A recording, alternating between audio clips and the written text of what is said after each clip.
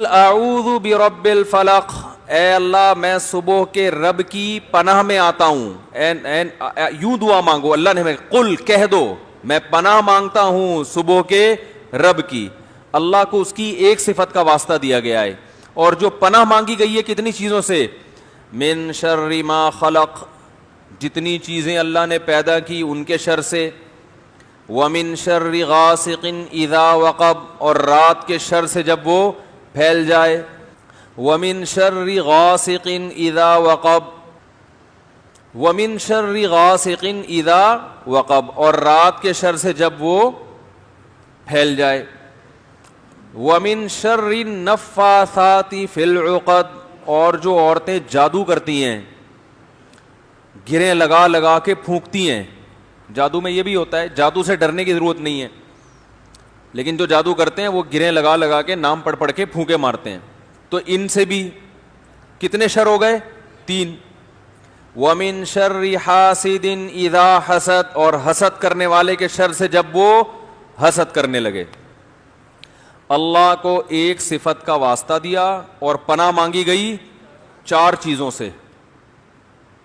لیکن سورہ ناس میں معاملہ الگ ہے. قل، اے نبی کہہ دیجئے، اعوذ برب الناس، میں پناہ مانگتا ہوں لوگوں کے رب کی، جو لوگوں کو پالنے والا ہے. پالنے میں حفاظت بھی آ گئی نا، لوگوں کی حفاظت کرنے والا. ملک الناس، جو لوگوں کا بادشاہ ہے. یہ اللہ کو اس کی دوسری صفت کا واسطہ دیا جا رہا ہے. الہ الناس، لوگوں کا خدا ہے، معبود ہے. اللہ کو اس کی تیسری صفت کا واسطہ دیا جا رہا ہے. اور پناہ صرف ایک چیز سے مانگی جا رہی ہے، من شر الوسواس، وسوسہ ڈالنے والوں کے شر سے. نہیں آ رہی بات؟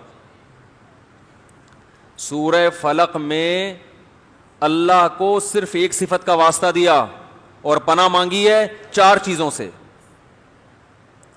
یعنی اس میں یہ بتا دیا کہ جن 4 چیزوں سے پناہ مانگ رہے ہو یہ اتنی خطرناک نہیں ہے. بس اللہ کو ایک صفت کا واسطہ بھی دو گے تو دعا قبول ہو جائے گی. ان سے پناہ میں لانا کوئی اتنا مشکل کام نہیں ہے، اور یہ بہت زیادہ خطرناک چیزیں نہیں ہیں. ارے تھوڑے پیسے مانگنے ہوں تو ایک آدھ واسطہ دیا جاتا ہے بس رشتہ داری کا.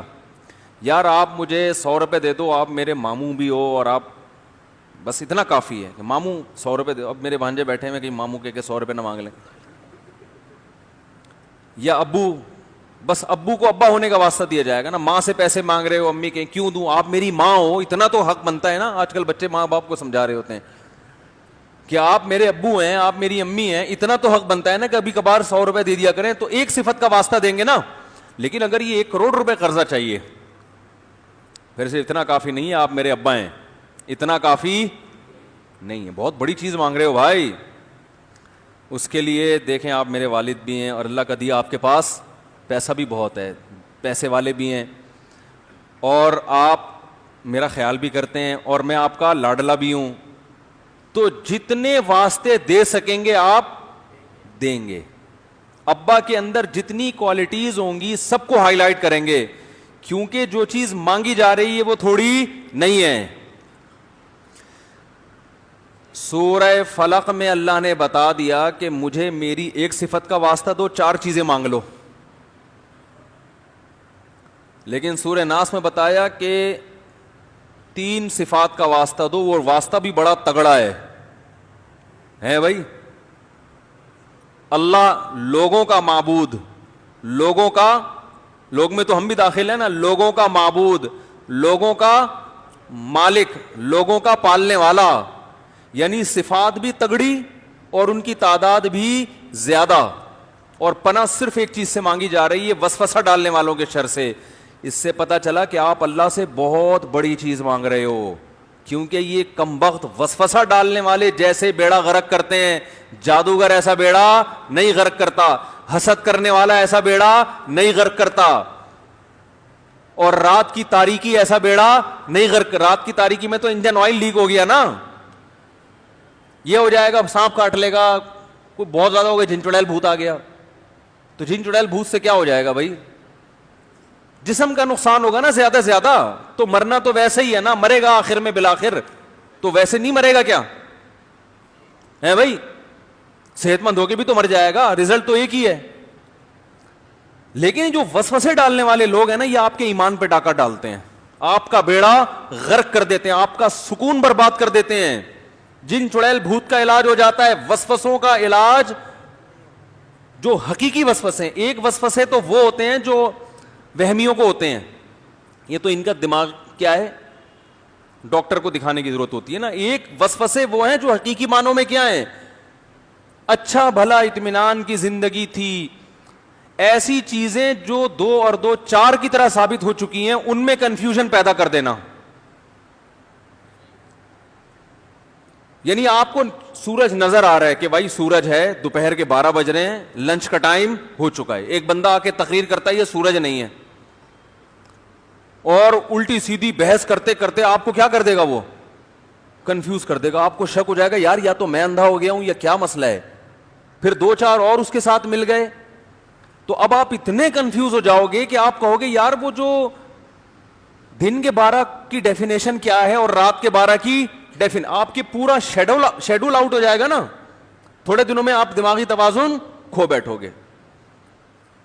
تو وہ چیزیں جو 2 اور 2 4 کی طرح ثابت ہیں, جو وسوسہ ڈالنے والے لوگ ہیں, ان چیزوں میں کنفیوژن پیدا کر کے آپ کو سیدھے راستے سے ہٹا دیتے ہیں. اور جب آپ بھٹکتے ہو تو پھر یہ نہیں کہ دوسرے ٹریک پہ چلنا شروع ہو جاؤ, کسی ٹریک پہ چلنے کے قابل نہیں رہتے. جیسے کہ آج کل وہ انجینئر صاحب کر رہے ہیں, وہ بھی یہی کام کر رہے ہیں.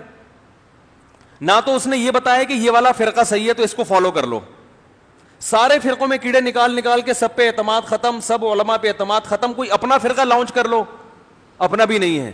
تو نتیجہ کیا نکلتا ہے, لٹکا ہوا ہے آدمی, نہ ادھر کا نہ ادھر کا. اور ایسے لوگوں پہ خود بھی کچھ دنوں میں اعتماد ختم. پھر وہ یا تو وہ قادیانی بن جاتے ہیں, یا منکرین حدیث بن جاتے ہیں پرویزی, یا وہ بالکل ملحد بن جاتے ہیں کہ یار مذہب کی قید سے اپنے آپ کو نکالو, یہاں تو اختلاف کے علاوہ کچھ ملتا ہی نہیں ہے, سب کی کتابوں میں کیڑے, سب غلط, فلاں ایسا فلاں ایسا. پھر تھوڑی دیر میں انسان کہتا ہے یہ اکیلا صحیح کیسے ہو سکتا ہے, نتیجہ یہ نکلتا ہے کہ یہاں سے بھی جاتا ہے. تو جو طے شدہ باتیں غامدی صاحب نے کیا, رجم پوری امت کا اجماع ہے کہ شادی شدہ مرد کو کیا کیا جائے گا, رجم. اس میں خام خام ایک نئی تقریر اور ایک بحث چھیڑ کر اس کو کیا بنا دیا, مشکوک, کہ اسلام میں رجم نہیں ہے. بیٹھے اب عامی آدمیوں کو تو پاس دلائل نہیں ہوتے نا, اس سے وہ رجم کا بھی عامی آدمی نے انکار کیا. اور جتنے بڑے بڑے فقہا محدثین جو اس کے قائل ہیں کہ شادی شدہ مرد جب زنا کرے گا تو پتھروں سے مار کے ہلاک کیا جائے گا, یہ شرعی سزا ہے, ان تمام علماء پر بھی اعتماد, بولو بھائی, ختم. منکرین حدیث کیا کرتے ہیں, ایسی ایسی باتیں نکال کے لاتے ہیں کہ آپ کا حدیث پر سے اعتماد ختم. لیبل لگاتے ہیں ہم صرف قرآن کو فالو کرتے ہیں, لیکن انجام یہ ہوتا ہے کہ آپ کا قرآن پر سے بھی اعتماد ختم. لیبل اچھے ہوتے ہیں.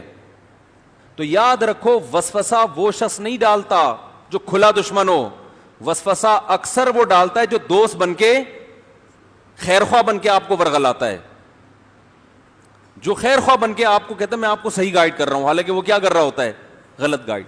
تو اسی طرح یہ جو ایتھیس لوگ ہیں, ملحد, یہ لوگ بھی جو چیزیں 2 اور 2 4 کی طرح ثابت ہو چکی ہیں, ان چیزوں میں بحث چھیڑ کرنا لوگوں کو کس میں ڈال دیتے ہیں, وسوسے میں. اب یہ تقریر ایک ملحد نے چھیڑ دی کہ جتنے پیغمبروں کا قرآن میں ذکر کرتا ہے یہ سرے سے ان کا کوئی وجود ہے ہی نہیں. چلو جو بے دین لوگ تھے وہ کہتے تھے بھائی یہ پیغمبر آئے ہیں, کوئی ان کی تعلیمات کو فالو کرتا ہے, کوئی نہیں کرتا, کوئی ان کے نبی ہونے کا انکار کرتا ہے, لیکن ایسا نہیں ہے کہ شخصیت ہی کا انکار کر دیا جائے کہ ایسی کوئی شخصیت, بولو بھائی, آئی نہیں. تو مجھے خیال ہوا کہ میں اس کے سامنے بیٹھا ہوتا تو میں اس سے کہتا کہ آپ یہ کہہ رہے ہو کہ حضرت عیسیٰ ابن مریم نام کا کوئی شخص یا یہ شخصیت دنیا میں آئی نہیں ہے, کسی مورخ نے, کوئی تاریخ دان نے نہیں لکھا. مجھے ایک بات بتاؤ, جتنی تاریخیں لکھی گئی ہیں ان میں ہسٹری کی جو ڈیٹ بیان کی جاتی ہے وہ تو حضرت عیسیٰ کی طرف منسوب کی جاتی ہے کہ نہیں کی جاتی؟ کوئی مورخ ایسا ہے جو ہجری یا عیسوی سال کے علاوہ کسی اور تاریخ سے بات کرتا ہو؟ کیا ہو گیا؟ تو یہ اللہ نے کتنا بڑا انتظام کیا ہے پیغمبروں کے وجود کی دلیل کے طور پر کہ انسانی زندگی پر پیغمبروں نے اتنا زبردست اثر ڈالا ہے کہ انسانوں نے جب بھی ہسٹری لکھی ہے پیغمبروں ہی کی کسی خاص واقعے سے اس کو شروع کرتے ہیں اور پیغمبروں ہی کے کسی خاص واقعے پہ اس کو ختم کرتے ہیں. اس کے بعد کوئی پاگل اٹھ کے یہ بولے کہ عیسیٰ ابن مریم نام کا کوئی شخص گزرا ہی نہیں ہے تو خدا کی قسم یہ دنیا کا سب سے بڑا پاگل ہے, الو بنا رہا ہے آپ کو بیٹھ کے. یہ 2 اور 2 4 کی طرح جو باتیں ثابت ہے نا ان کا انکار کر کے سوائے وسوسے ڈالنے کے اور کوئی کام نہیں کر رہا. جب بھی ہسٹری لکھی جائے گی تو یا تو قبل مسیح یا تو ہسٹری لکھی جاتی ہے ہمیشہ پیغمبروں, کیونکہ پیغمبروں کا اثر اتنا زیادہ انسانیت پہ رہا ہے کہ اس سے زیادہ دوسری شخصیتوں کا اثر انسان پہ رہا نہیں ہے. دنیا کی جو سب سے مؤثر ترین شخصیتیں ہیں آپ ان کے وجود کا انکار کر دیا اگر آپ نے, پھر کسی بھی شخص کے وجود کو کوئی بھی کسی طرح سے انکار کر سکتا ہے. پھر نیوٹن اور ایڈیسن تو کوئی کسی کھیت کی مولی ہے ہی نہیں. آئنسٹائن کا انکار اس سے بھی زیادہ آسان ہے. نہیں آ رہی بات؟ لوگ کہہ سکتے ہیں یار یہ سب جھوٹی, سائنسدانوں نے لوگوں کو الو بنانے کے لیے آئنسٹائن کا نام استعمال کیا, آئنسٹائن نامی کوئی شخص نہیں گزرا. جبکہ آئنسٹائن کا اتنا تذکرہ کتابوں میں نہیں ہے جتنا تذکرہ عیسیٰ ابن مریم کا ہے اور موسیٰ علیہ السلام کا ہے, اور کتنا اثر ڈالا پیغمبروں نے انسانی سیرت پہ, انسانی زندگی پہ, کہ آج بھی دنیا کی 2/3 سے زیادہ آبادی پیغمبروں کے وجود کو اور ان کی تعلیمات کو فالو کرتی ہے, چاہے مکمل کرے یا تعلیمات کو فالو کرنے کا دعویٰ کرے, لیکن ان کی تعلیمات میں نجات سمجھتی ہے. تو 2/3 انسانیت, 2/3 انسان یعنی مسلمان دیکھ لو, یہودی دیکھ لو اور عیسائی, کتنی بڑی آبادی بنتی ہے. 2/3 کے قریب انسان نہ وہ ایک دعویٰ کر رہے ہیں کہ ان پیغمبروں کی تعلیمات پر عمل کرنے میں نجات ہے. تو جن کی تعلیمات پر عمل کرنے میں نجات ہے